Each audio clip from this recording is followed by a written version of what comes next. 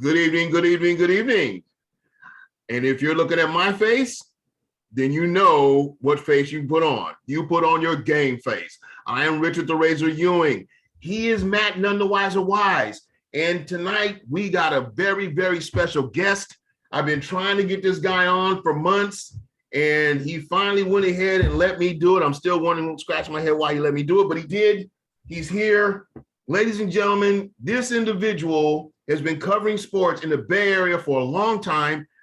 He actually covered sports in Ohio, also in, I'll say Indiana. He was a reporter for ESPN for a while. Look at you, look at, okay. All right, so, and so this is just a great pleasure to have, ladies and gentlemen, 95.7 The Game's own, from the afternoon show of Damon Rattle and Koski, Damon Bruce, ladies and gentlemen. D. Bruce in the house. Thank you. Hey, I hope I wasn't that hard to book. I mean, I wasn't that hard. Come on. No, it's a pleasure to join you. I think it's great when people are interested in broadcasting. As I was saying to you earlier, Richard, before we started, I remember every single person who was cool to me when I was coming up, when I was looking to get my name and my voice out there. And I remember every single person that wasn't. So I always want to lean into the very appreciative of you thinking enough of me to having me on your show. Thanks so much for having me on tonight.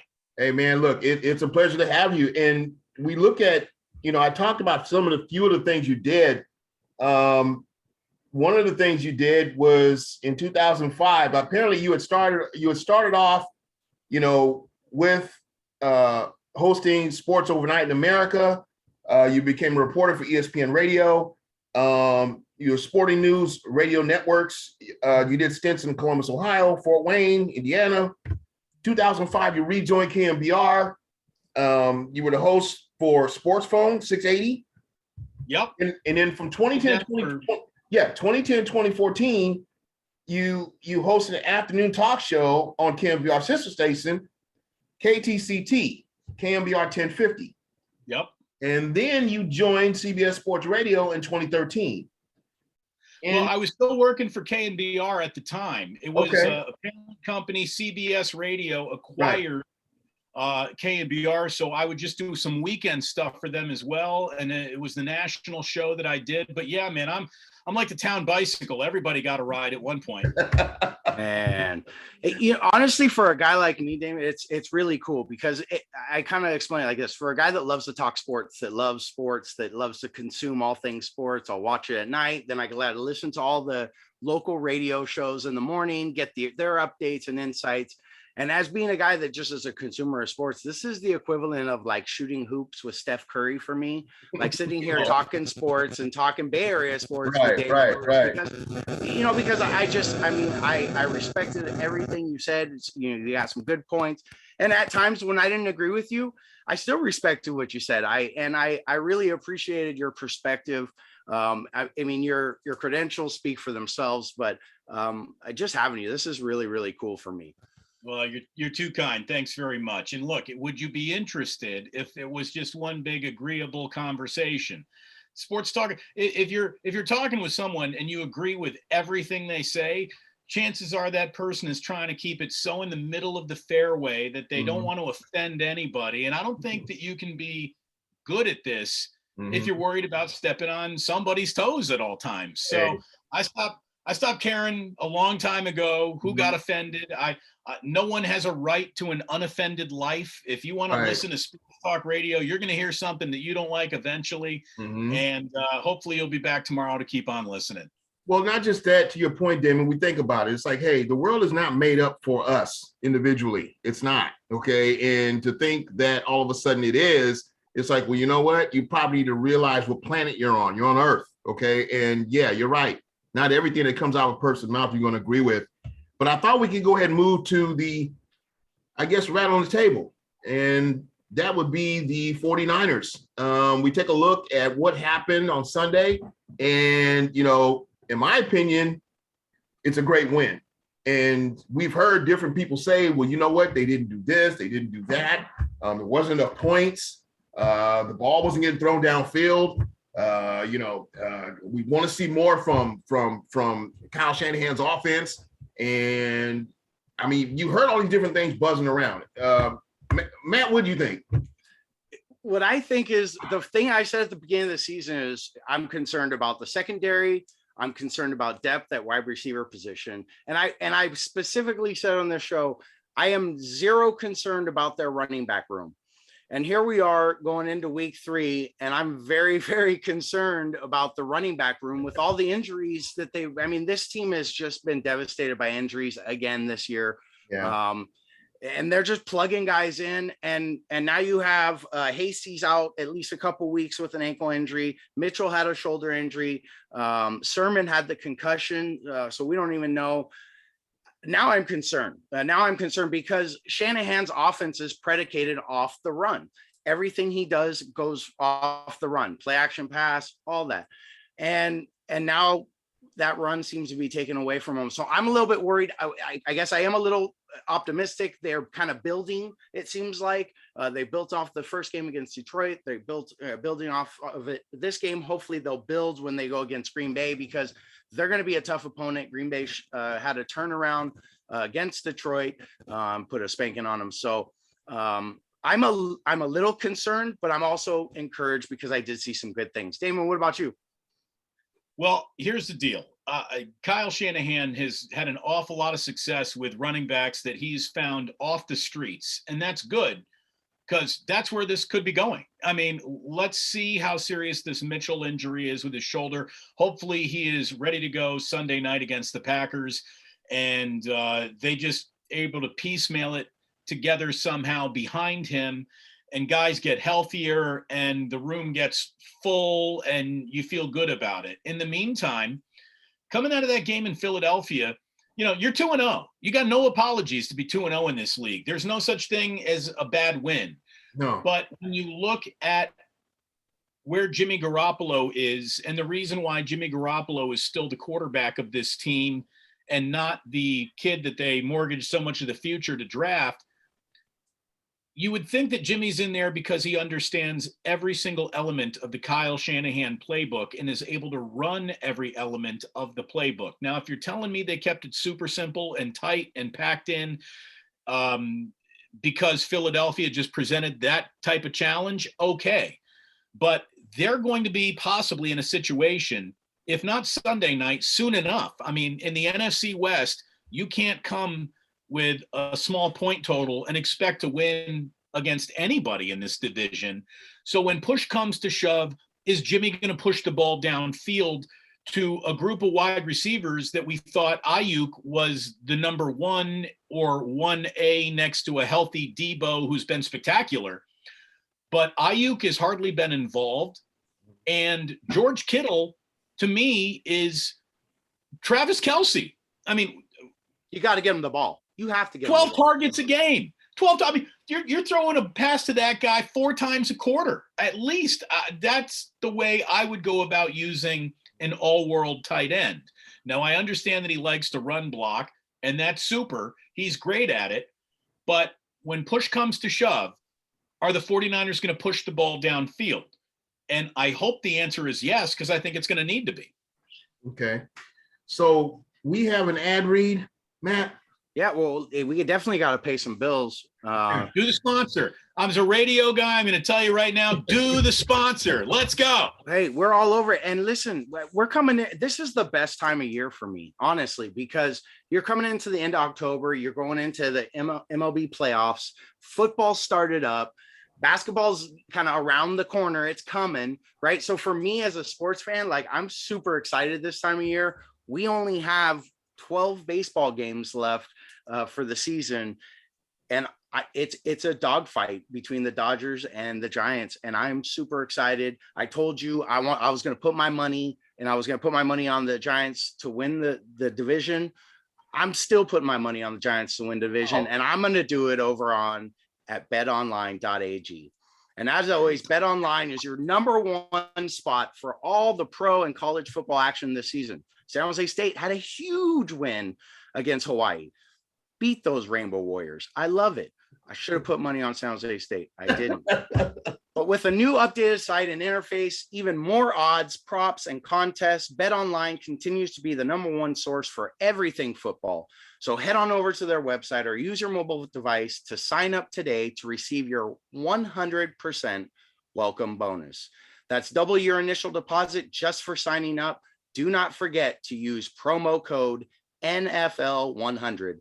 That's BetOnline, the fastest and easiest way to bet on all your favorite sports.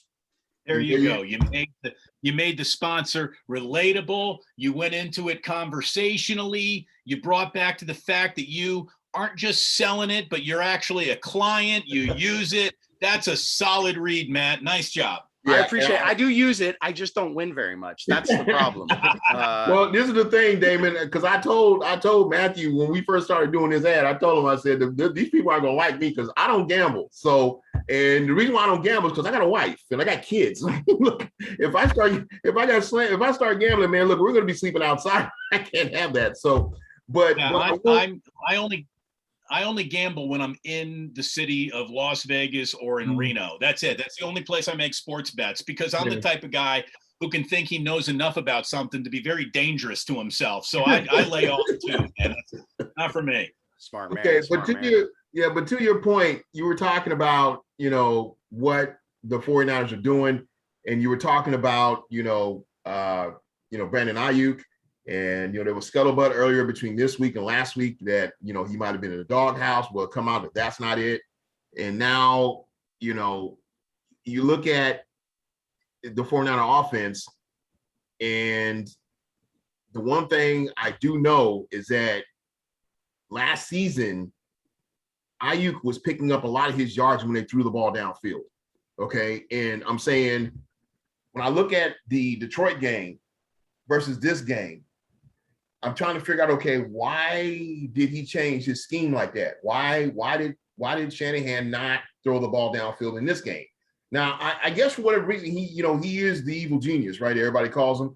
But I mean, I think about, the fact that, okay, you have too many weapons for you not to throw the ball downfield. Okay. I mean, how many coaches would love to have that type of arsenal and don't use it? I mean, that's just that's what that's what Damon was mentioning was you have George Kittle and you have not, I mean, there's not been many targets. I think I heard something like 4 targets all year. He's 8 catches on 9 targets, no touchdowns, 95 yards. I was all over this today. Yeah, that can't happen. Well, I mean, here's the thing. Anything can happen if you're 2-0, right? I mean, that's all that really matters at the end of the day. This is not a beauty contest. Right. We're just looking for a letter, and the letter is W. And Kyle's found it twice now. But push is going to come to shove. And what's going to happen with a diminished running back room, as we've been talking about, nothing opens up. Look at it this way. If you want to have success in your running game, you got to get 8 guys out of the box. How do you get 8 guys out of the box? You got to take the lid off the box. You take the lid off the box by going over, not all the time. I'm not talking about an offense made of YOLO balls 30 yards down the field every play. I'm not talking about that. But to have the average air yardage traveled for Garoppolo in a game under 4 yards, that to me is just a little itty bitty red flag. Now, he comes out and he has a prolific day against Green Bay. We won't talk about this anymore. This is what you talk about early on as you're trying to get a feel for a team and a season and what way it's going to go. There's going to be a lot of talking out of both sides of his mouth this year from Shanahan because he's trying to serve 2 masters. He's trying to keep Jimmy the man of this team, and he's also trying to bring the next man along all at the same time. And he said that he had a special Trey Lance package ready to go. Well, we didn't see it against Philadelphia. What does that mean? Now we're asking questions about not just your starting quarterback, but where is your backup quarterback? Because you told us it was a little bit of a, you never know when it's going to come. And you assume that it would come on a day where the offense was struggling. Kyle Shanahan, for the very first time as a head coach, didn't find a first down in the first quarter of that Philadelphia game. And you figure, well, that would maybe be a time where you would see the wrinkle to kind of ignite things, and it didn't happen. So he's looking to install some confidence in Jimmy, or he has the confidence in Jimmy to get the day done, and it worked. Yeah, it did. I'm just concerned. I am concerned, and you mentioned it. Yeah. It slants, it's 5 yards out. It looks like the bunny slope of his playbook. And the reason why Garoppolo's still there is because he's got a lot more command over the skiing resort than just the bunny slope. So we expect more. Maybe our expectations are too much. Well, they have to be in this division because you meant Calamari's going off. Russell Wilson's going to do his thing now that even though they're 1-1, you got to worry about them. And then LA is off to a hot start. So and there's going to be this week, I think, for Green Bay is really going to be the test where we're going to have to see do the 49ers have the full package? Do they have the offensive prowess they need to move the ball down the field and to score touchdowns? And then do they have the defense to be able to hold Aaron Rodgers and a good offense, under, I would say 21 points maybe. So we'll see. Aaron Rodgers, is there something, he looks out of it. Yeah. He looks completely out of it. He looks like he just wants this season to end tomorrow. You know what I mean? He just seems like he's just going through the motions and trying to get through the season so he can just, basically you see the back door hitting him on the way out, that whole thing. But it's all a business trip for Aaron Rodgers. Yeah. The romance that comes with being the starting quarterback of the Green Bay Packers falls flat with him now. And that first game, it looked like he had 1 foot out the door. In the game against Detroit, he had both feet on the Lions' neck for most of the day. So, we overreact too much to week 1. We overcorrect too much in week 2.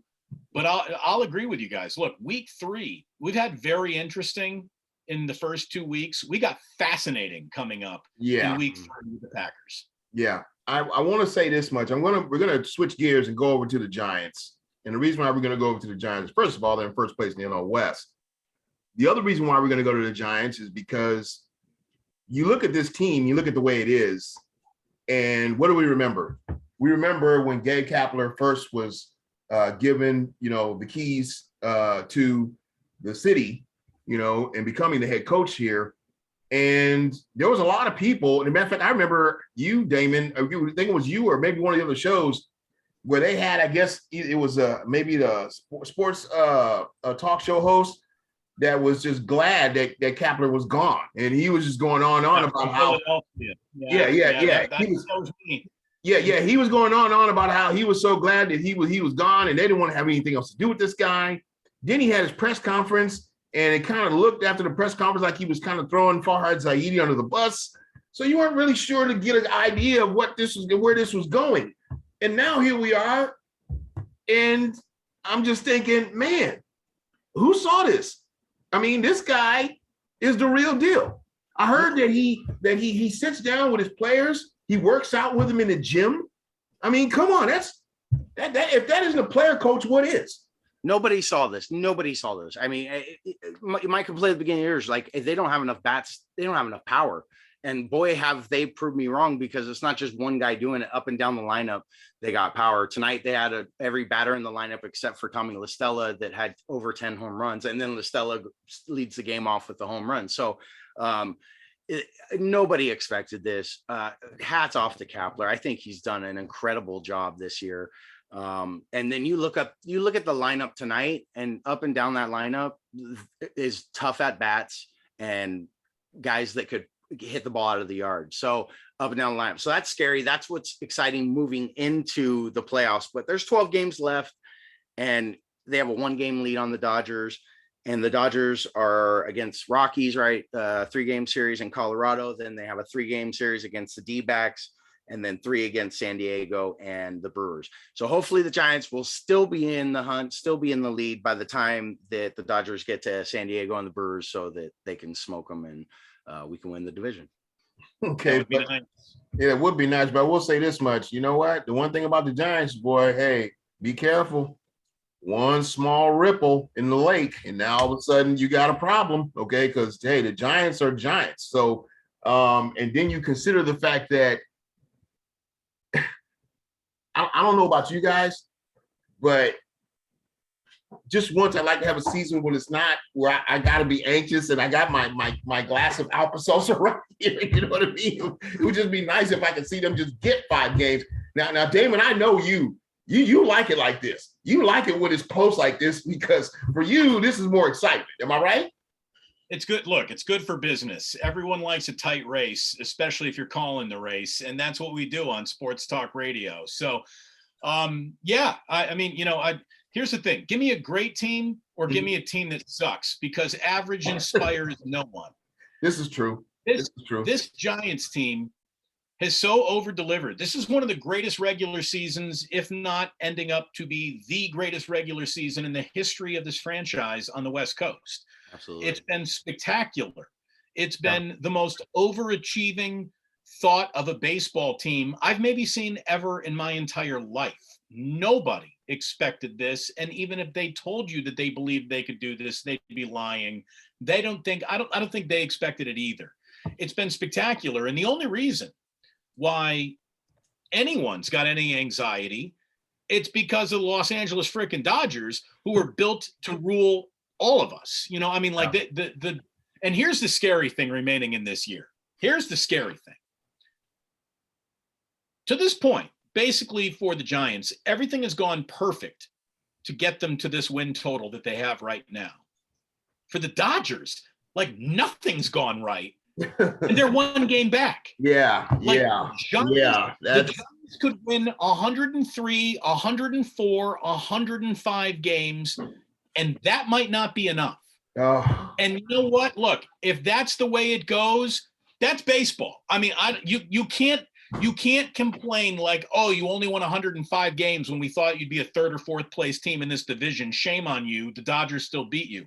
If the Dodgers come in first place, you go take a shot in a wild card game that, look, it would be tragic if they won that many games and got eliminated in one 9-inning wild card game. That would be tough. Yeah. But that's the price. That's the price. And no one thought that they would even be paying that price at the beginning of the year.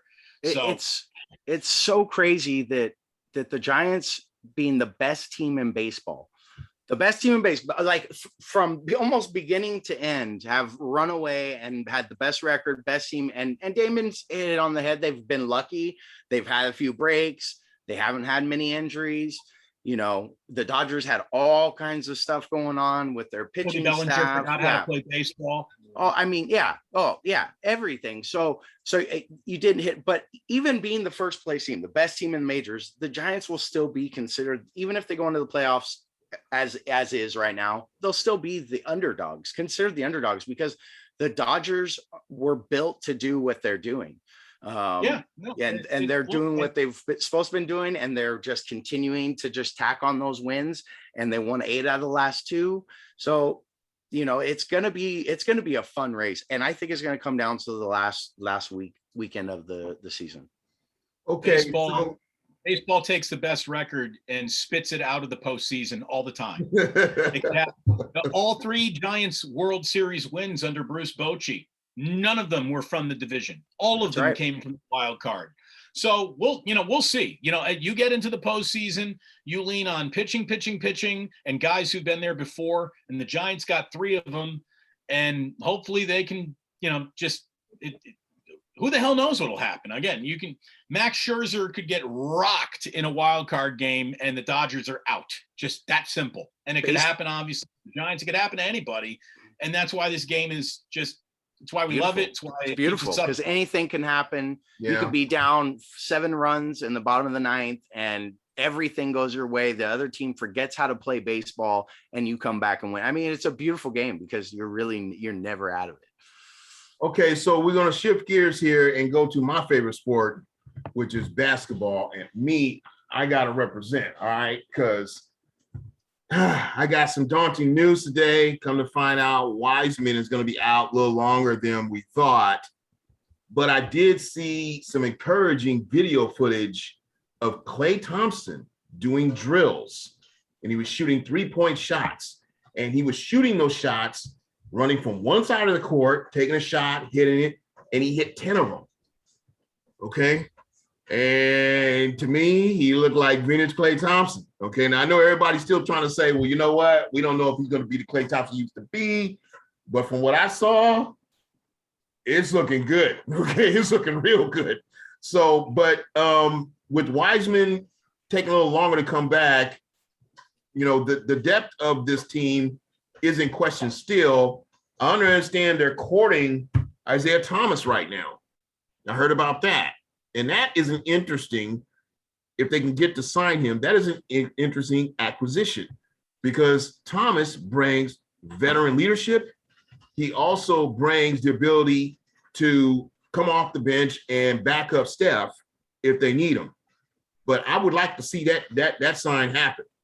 He also brings a dynamic into the locker room, actually, that the Warriors haven't had in a while since Swaggy P, which is a dynamic that's, he could bring more problems. And he could bring more problems, into the locker room than it's worth. I mean, he's a veteran, but I don't like the Isaiah Thomas thing. I mean, kick the tires on him, see if it fits. Who knows? Maybe he's matured an awful lot, but he's the worst defender in the NBA. And the last thing I think the Warriors really need is another short guard. And he's the shortest guard who's the worst defender that you're going to find. I think they need another big man, especially with the news that you got about Wiseman. I am calling Marc Gasol until he says no. I am going after Marquise Chris again until he says it. I would like to see Marquise Chris, I would definitely go after. No question about that. And personally, I don't think they should have let him go. Personally. I think it was a numbers. It was just they were playing a numbers game, and he was, the injured guy that you can't keep an injured guy on your roster when it's a numbers game. I think they wanted to keep him, but that's just the way the cookie crumbles sometimes. I would use that 15th roster spot on another big man, or if you're looking for a guard, God, give Gary Payton II a chance, man. I think he's guy who's impressed me. He knows the system pretty well. He flashed enough to where I think he could do it, and he's got a little bit of an offensive presence. And I like the kid. I do. I like defense though. The glove. No, he's got great defense. He's got great. Dude, he's the glove 2.0, man. He's all his dad. Not his dad, but who is? But he could play. He could D somebody up. Yeah. Look, I was talking about this with just Ray Ratto the other day. Mm-hmm. The Warriors are in a part, they're looking for a car, and they should go to every dealership and they should look at every car on the lot before they make their decision. You want to look at Isaiah Thomas? Great. Have a great workout with him. Hopefully he shows you something that makes you believe, even though he's got a horrific defensive reputation and he's shorter than my children, that he's the right fit. I'd be surprised if he were a little bit instant offense. That'd be great. But I'd rather see those shots go to Moody. I'd rather see those shots go to Kuminga and opportunities to play right there. And I want Jordan Poole to shoot more, period, and end of story. Yeah. I tell you something, Jordan Poole, you're going to, and I tell you something, you're going to get just that because Jordan Poole is going to shoot more. I tell you something, that is probably just an amazing story. I was talking about him on our last show. I tell you something, Jordan Poole is basically one of those guys who just went down to the G League and just decided, you know what, I am not going back there. And he is not, okay, because his last season, he played very well. I expect him to do the same or increase what he did last season. We're coming up on 2 minutes. So this is GameFACE. I'm Richard the Razor Ewing. He's Matt None the Wiser Wise. We have the great Damon Bruce on our show today. Yeah. And this has just been a fantastic show. Damon, this is one in the books. This is to the heart, man. I appreciate you doing this, man. This is great. Thank you for having me. I keep it up, guys. Keep it up. I really appreciate it. Thank you very much for having me. I'm honored that you think enough of me to have me on the show, and I wish you luck with it. Bang that sponsor, baby. BetAG, absolutely. So keep it up, guys. Okay, so he's Damon Bruce of 95.7 The Game. You can catch him in the afternoon on the Damon Ratto and Koski show. And once again, if you're looking at my face, you just put your game face on. I like that. That's a good tag. I like that. Well, I tell you something. You know what our real tag is? Our real tag is GameFACE, Bay Area Sports Magnified. Ooh.